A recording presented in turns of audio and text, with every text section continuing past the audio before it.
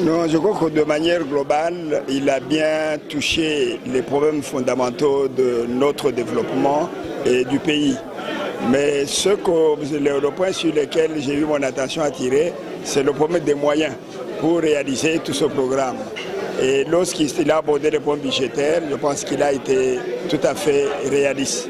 En parlant d'un budget qu'on arrive à réunir d'à peu près 4 milliards 800, alors qu'au vote, on nous présente un budget de 8 milliards, on arrive simplement à mobiliser que 4 milliards 800. Je prendrai un seul exemple. En 2011, le budget voté par le gouvernement 6 milliards 500, mais le gouvernement n'a pu mobiliser que 3 milliards 400.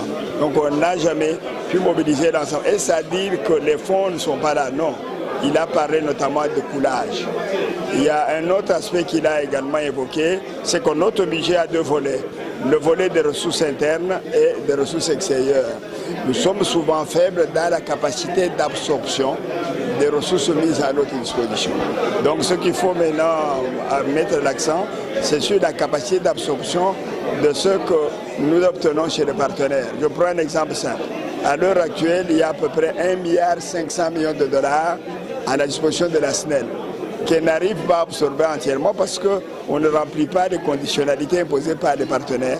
Donc il faut renforcer les capacités pour que nous puissions remplir ces conditionnalités et mobiliser ces ressources extérieures qui sont mises à notre disposition. Bon, il a exprimé ses ambitions par rapport à ce qu'il compte faire pour la République. Donc il a envisagé un budget de près de 90 000 dollars américains.